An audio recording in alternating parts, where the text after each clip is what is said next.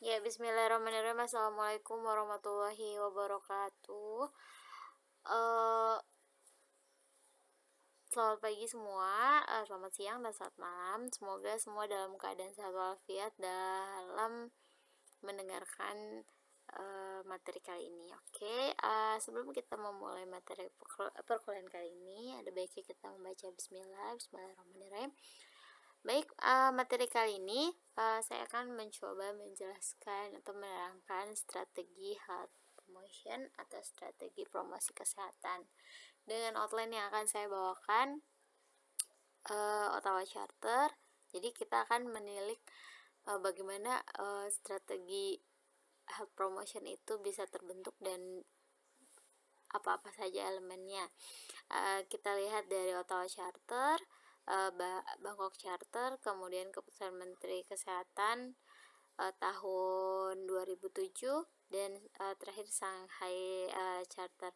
Jadi Ottawa Charter ini yang memang paling wajib ya tahu, terutama untuk anak promkes atau prodikes, karena ini sebagai sejarah awal dari promosi kesehatan seperti yang sudah saya ceritakan di video sebelumnya. Baik, oke, kita lanjut ke subtopik yang pertama, yaitu Ottawa Charter. Seperti yang saya ceritakan di video sebelumnya, Ottawa Charter ini merupakan sejarah awal dari promosi kesehatan di tingkat global. Dia merupakan First International Conference of Health Promotion yang diadakan di Ottawa tahun 1986. Makanya dia dikenalnya sebagai Ottawa Charter. Si Ottawa Charter ini menghasilkan beberapa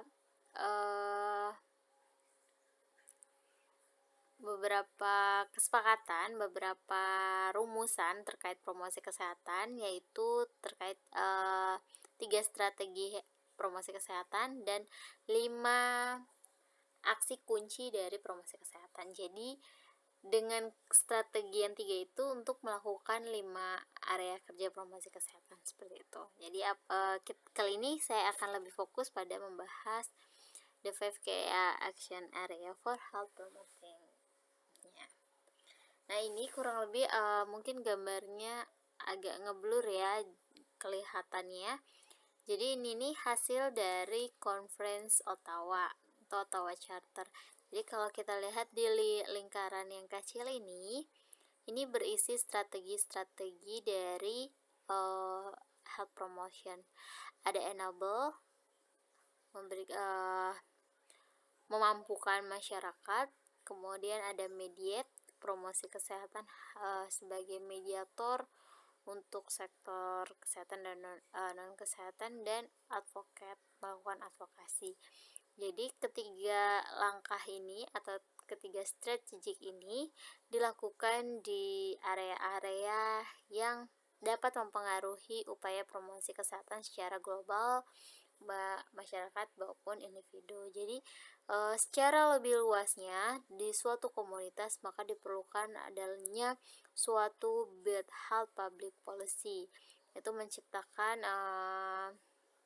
kebijakan yang berwawasan kesehatan. Ini secara global, secara community ini yang paling dibutuhkan pertama, karena untuk memperkuat suatu komunitas, memperkuat suatu organisasi, memperkuat suatu upaya, tindakan, dan lain sebagainya diperlukan sebuah kebijakan yang menaungi, yang mendukung dari upaya-upaya promosi kesehatan. Kemudian ada strengthen community action, develop personal skill, create supportive environment. Nah, ini terakhir orient health service. Nah, ini semua masing-masingnya ada penjelasannya sebagai berikut. Kita bahas satu persatu ya. Jadi lingkaran merah ini diibaratkan adalah suatu community. Community ini baik bersifat nasional maupun global, yang dalam artian suatu negara atau suatu dunia gitu. Jadi ini adalah suatu community. Ya, jadi ini adalah hasil dari Ottawa Charter. Oke, kita akan bahas satu persatu dari area kerjanya health promotion atau 5 the key action area tadi ya. Pertama ada build healthy public policy tadi ya, create supportive environment, strengthen community action, develop personal skill, dan reorient health service. Nah, yang kita bahas pertama adalah build healthy public policy. Nah, kalau kita Indonesiain, ini dapat diartikan sebagai membangun kebijakan publik yang mendukung kesehatan atau bernuansa kesehatan. Jadi hadirnya promosi kesehatan itu bertujuan untuk menciptakan atau untuk mewarnai, mengisi, mempengaruhi kebijakan-kebijakan yang ada pada suatu komunitas, negara, ataupun dunia, supaya kebijakan-kebijakan tersebut berorientasi berwawasan kesehatan. Apa maksudnya berorientasi atau berwawasan kesehatan? Jadi kebijakan yang dibentuk, kebijakan yang dibuat, kebijakan yang ada, yang berlaku, itu semua mempertimbangkan aspek kesehatan dalam pemberlakuan penerapannya kelak. Dan untuk mendukung upaya-upaya kesehatan. Jadi kalau dilihat lagi di video sebelumnya, diingat lagi ya, terkait sejarah promosi kesehatan, si Ottawa Charter ini lahir setelah deklarasi Alma-Ata, ya kan? Di deklarasi Alma-Ata disebutkan bahwa kesehatan ini adalah hak asasi manusia atau hak asasi setiap makhluk hidup manusia, ya kan? Nah, maka dari itu kebijakannya pun harus bernuansa harus menaungi hak asasi manusia, terutama dalam sektor bidang kesehatan. Contohnya apa? Kita bisa ambil contoh garam beriodium ya. Garam beriodium ini dia dipengaruhi besar oleh suatu kebijakan publik non kesehatan, tapi dia sangat mempengaruhi. Jadi peraturan perindustrian menyebutkan bahwa semua garam yang diproduksi harus mengandung yodium. Jadi kita tidak akan menemukan lagi di pasaran garam yang tidak beriodium. Apa fungsinya garam yang beriodium? Untuk mencegah penyakit gondok pada masyarakat. Jadi masyarakat tidak perlu mengkonsumsi tambahan yodium, khususnya untuk wilayah-wilayah yang memiliki kandungan makanan yang rendah terhadap yodium, tapi sudah disuplai langsung dari garam. Jadi garamnya sudah, semua yang beredar di Indonesia ini sudah beriodium. Jadi tidak perlu kita menambah konsumsi yodium sendiri. Nah, ini menjadi penting kebijakan tersebut karena mengatur produksi si garam tersebut. Nah, jadi itulah salah satu contoh kebijakan yang bernuansakan atau berorientasi berwawasan kepada kesehatan.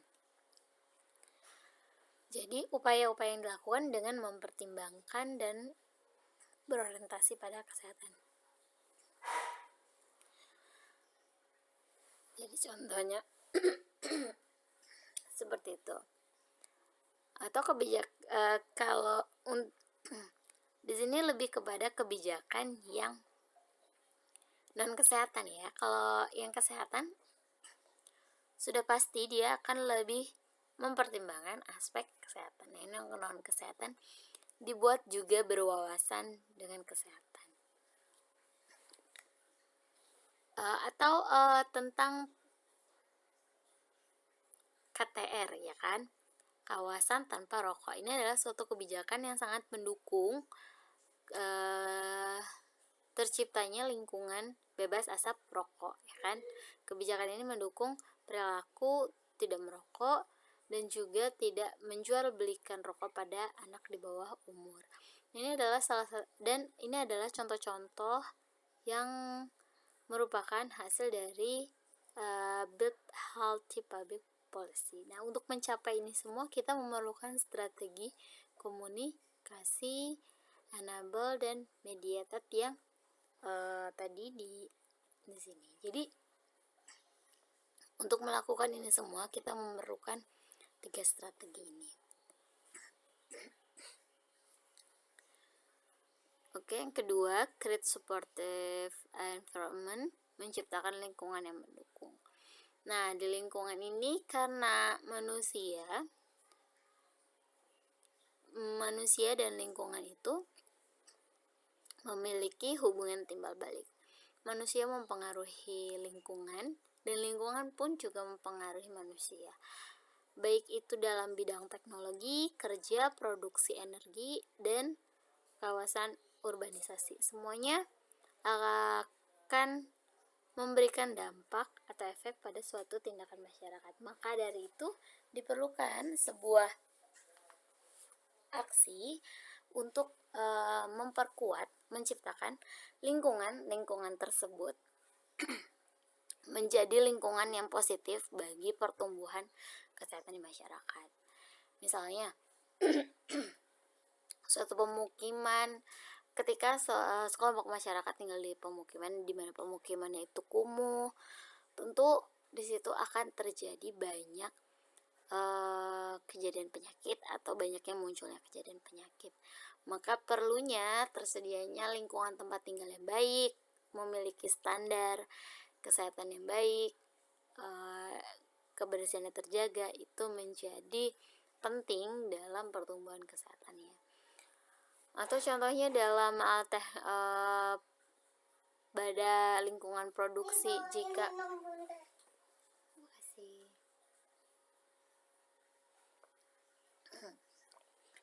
jika pada suatu produksi pabrik, jadi misalnya di suatu lingkungan industri ya, di lingkungan industri ini pabrik dia mengeluarkan atau menghasilkan limbah. Nah, di sini perlu dipikirkan bagaimana pengolahan limbahnya, bagaimana pembuangan limbahnya, bagaimana cara mengurangi dampak dari limbah yang dihasilkan.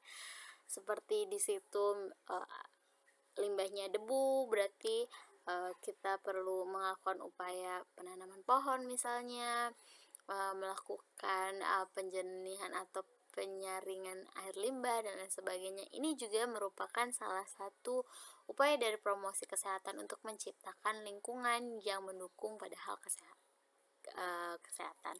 Atau pada lingkungan kerja, misalnya lingkungan kerja yang ada di kantoran. Bagaimana kita menciptakan lingkungan yang mendukung pada kesehatan. Seperti kita tahu kalau di lingkungan pekerjaan ya, masyarakatnya adalah para pekerja. Jadi bagaimana menciptakan atau meningkatkan taraf kesehatan bagi para pekerjanya. Misalnya dengan menciptakan suasana yang nyaman dan memberikan fasilitas tempat duduk, tempat kerja, penerangan yang mengurangi kelelahan dalam bekerja atau yang ergonomis sehingga mengurangi kemungkinan kejadian sakit akibat kerja. Atau untuk pekerja-pekerja di lapangan dengan pemberian APD untuk mengurangi kejadian kematian atau kesakitan yang diakibatkan kerja. Misalnya juga dengan mengamankan jalanan-jalanan yang licin, memberi simbol-simbol arah, dan ini adalah semuanya menciptakan lingkungan supaya lingkungan ini memberikan dampak positif untuk hal kesehatan, seperti itu. Atau misalnya juga untuk lingkungan pekerjaan atau sekolah, untuk menumbuhkan perilaku cuci tangan, maka diperlukan lingkungan yang mendukung ya, seperti sarana prasarana cuci tangan, sabun, air, wastafel, untuk mendukung orang berperilaku cuci tangan. Ini juga termasuk contoh dari create supportive environment. Kita lanjut ya. Yang ketiga adalah strengthen community action. Strengthen community action ini adalah merupakan gerakan masyarakat.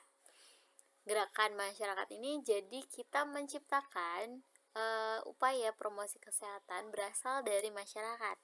Jadi masyarakat memiliki rasa kepemilikan dan kontrol terhadap kesehatan mereka sendiri. ya, seperti yang disebut-sebut di definisi promosi kesehatan, to enable people to increase and control over their health. Nah, ini dia, masyarakatnya bergerak menyehatkan dirinya sendiri. Jadi dari, untuk, oleh, dan dilakukan oleh untuk masyarakat juga. Nah, ini diperlukan aksi masyarakat yang konkret dan efektif untuk meningkatkan kesehatannya. Seperti mereka melakukan upaya-upaya kesehatan secara mandiri dengan kesadarannya sendiri, dengan swadaya, dengan dukungan sosial untuk meningkatkan partisipasi masyarakat dalam hal kesehatan. Kita bisa ambil contoh Posyandu ya. Posyandu ini swadaya dari, untuk, oleh masyarakat, di mana untuk mendapatkan dukungan sosial dan partisipasi aktif masyarakat dalam hal upaya kesehatan. Dan banyak contoh-contoh lainnya tentang strengthen community action ini. Nah, di promosi kesehatan, strengthen community action ini nanti akan ada bahasannya khusus di pengorganisasian dan pemberdayaan masyarakat.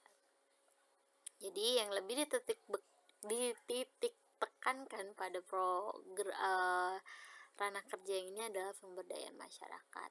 Tentu pemberdayaan masyarakat ini tidak hadir dengan sekonyong-konyong ya, tiba-tiba, seketika. Perlu membutuhkan proses panjang, mulai dari advokasi, mediasi, dan juga enable. Jadi yang tadi strategi 3 dari Ottawa Charter itu memang ada di semua area kerja dari promosi kesehatan ini. Keempat, salah dalam hal penulisan, develop personal skill ya, pengembangan keterampilan personal. Nah, ini promosi kesehatan, upaya promosi kesehatan akan lebih banyak fokus pada arah pengembangan pribadi dan sosial dalam menyediakan informasi, pendidikan kesehatan, dan meningkatkan keterampilan hidup seperti berolahraga, menjaga kesehatan dirinya, mengontrol kesehatannya, pemilihan konsumsi makanan, dan lain sebagainya. Jadi ini lebih kepada bagaimana memampukan seorang individu di dalam masyarakat dan masyarakat itu sendiri untuk terus meningkatkan kesehatannya. Jadi kita dapat melakukannya melalui lembaga pendidikan, pada lembaga yang profesional, komersial, sukarela, dan lain sebagainya. Jadi lebih kepada pengembangan keterampilan kesehatan individu dan juga masyarakat. Terakhir adalah reorient health services atau reorientasi pelayanan kesehatan, dimana seharusnya sektor kesehatan ini harus terus bergerak semakin ke arah kepada promosi kesehatan, di luar tanggung jawabnya untuk menyediakan layanan kesehatan klinis dan juga kuratif. Jadi sekarang sudah mulai bergeser nih, paradigmanya sudah paradigma sehat, bukan lagi paradigma sakit, dimana bukan hanya pelayanan medis atau upaya kesehatan Indonesia bukan hanya saja hal mengobati, tetapi juga melakukan upaya promotif dan preventif.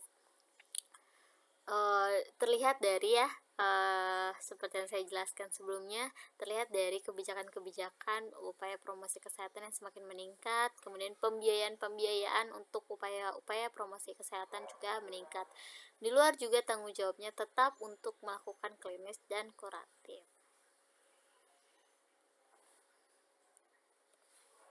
Nah, setelah kita membahas Ottawa Charter tadi di Ottawa Charter baru dijelaskan ranah kerja dari promosi kesehatan dengan 3 strateginya ya. Kemudian berlanjut di tahun-tahun berikutnya ya, dia membahas per area. Kemudian di Bangkok Charter ini tahun 2005 ini diidentifikasi, jadi apa sih langkah-langkah yang bisa dan harus dilakukan oleh promosi kesehatan untuk upaya peningkatan kesehatan masyarakat. Ini ada beberapa poin yang dihasilkan dari Bangkok Charter, yaitu pertama, apa yang harus dilakukan upaya promosi kesehatan, atau kita bisa menyebutnya sebagai strategi atau langkah aksi yang dilakukan oleh promosi kesehatan. Melakukan advokasi, kedua melakukan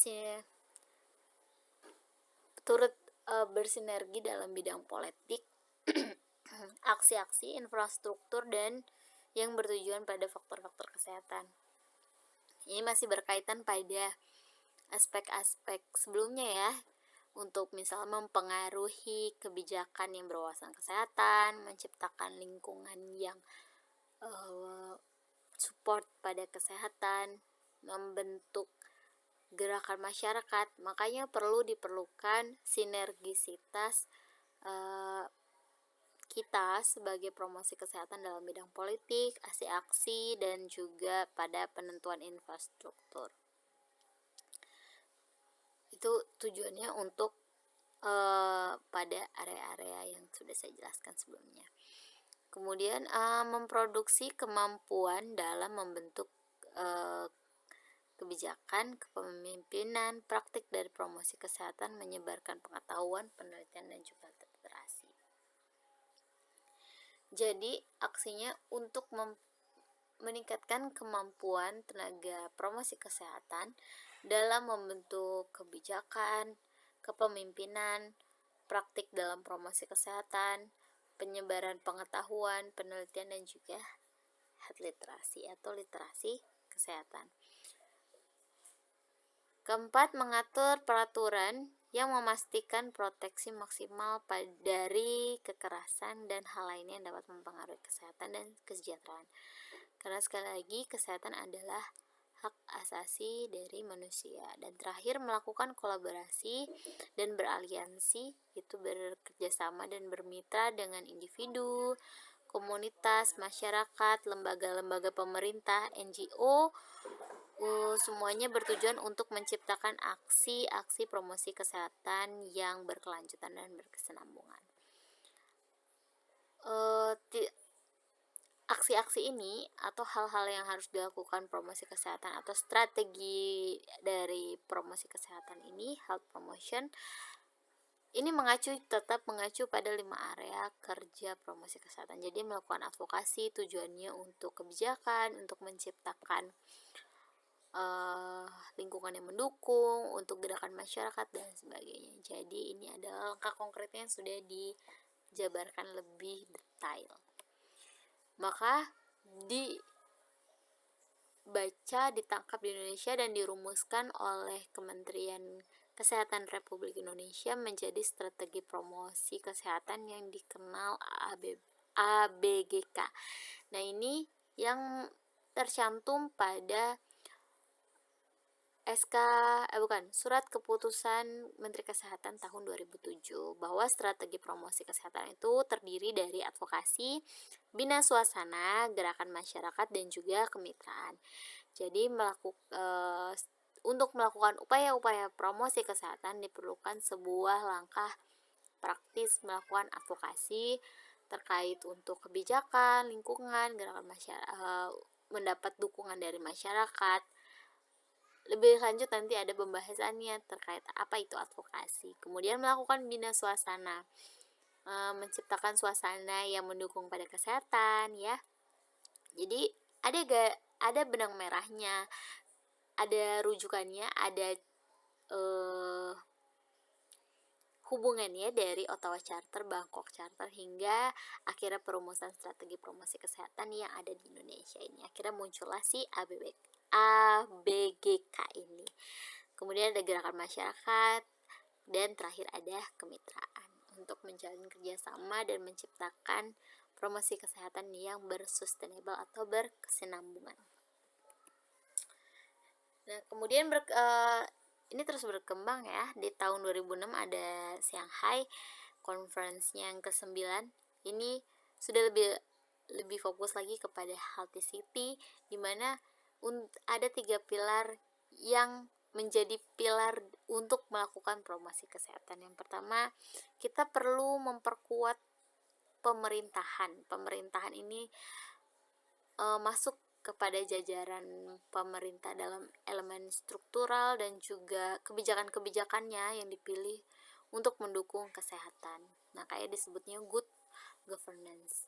Jadi di good governance ini kita memiliki pemerintah, orang-orangnya, kebijakan-kebijakannya yang berwawasan kesehatan, sehingga kebijakannya, keputusannya, peraturannya ini adalah yang mendukung positifnya kesehatan.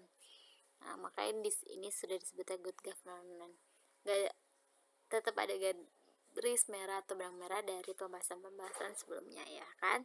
Kedua, menciptakan healthy cities yang menjadi lingkungan yang baik, environment yang bagus untuk masyarakat tinggal dan kerja.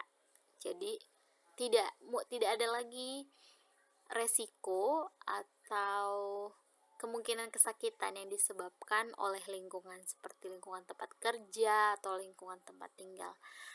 Jadi kita membentuk lingkungan yang baik. Nah, tadi yang di strategi 2 kalau di Ottawa, kemudian di berikutnya ada bina suasana. Nah, ini termasuk healthy city. Jadi menciptakan lingkungan yang kondusif, yang baik untuk pertumbuhan kesehatan. Jadi tidak ada resiko kesakitan, kecacatan, kematian, atau yang mengganggu kesehatan baik fisik, mental maupun sosial, baik di kehidupan maupun di tempat kerja. Jadi selaras, sejalan untuk meningkatkan kesehatan. Dan terakhir adalah health literacy. Health literacy ini adalah sebuah keterampilan seseorang untuk memahami informasi-informasi kesehatan sehingga dia mampu melakukan keputusan-keputusan yang tepat, apa yang dibutuhkan untuk dirinya dalam meningkatkan hal kesehatannya. Jadi ini seperti develop personal skill, ya. Jadi bagaimana nih menciptakan atau membentuk individu dan masyarakat yang cerdas dalam hal kesehatan. Jadi dia dapat memahami informasi-informasi kesehatan sehingga menjadikan keputusan-keputusan dalam hal kesehatannya menjadi baik. Keputusan ini dalam hal pemilihan pelayanan kesehatan, dalam berperilaku, dalam pengobatan, dan lain sebagainya. Nah, ini adalah 3 pilar yang menjadi fokus dari health promotion saat ini. Nah, di tahun yang sama, WHO juga mengeluarkan strategi health promotion yang baru, ya. Ada advokasi, ada bina lingkungan, dan yang terbaru ini advokasi dan bina lingkungan memang sudah sering disebutkan dari zamannya Ottawa, ya. Kemudian yang baru di sini benar-benar tersebut dan tertulis, bukan eksplisit lagi tapi sudah implisit, yaitu terkait pembiayaan. Pembiayaan ini diperlukan untuk melakukan upaya-upaya promosi kesehatan. Jadi perlunya biaya dan bukti bahwa kegiatan atau aksi ini efektif untuk promosi kesehatan. Jadi bukti dasar ini diperoleh dari research, dari evaluasi program. Jadi ini adalah 2 hal yang juga menjadi fokus dari WHO untuk promosi kesehatan dari tahun 2016. Jadi fokus pada pembiayaan dan juga bukti dasar untuk mengembangkan program-program yang berikutnya. Jadi ini juga penting. Selain juga meningkatkan basis pengetahuan untuk mengatasi faktor-faktor determinan kesehatan. Baik, jadi mungkin hanya ini yang bisa saya sampaikan terkait strategi promosi kesehatan. Jadi di Indonesia kita punya ABGK, kemudian di secara global kita punya strategi Promkes dari Ottawa, Bangkok hingga Shanghai, dan yang terus berkembang. Jadi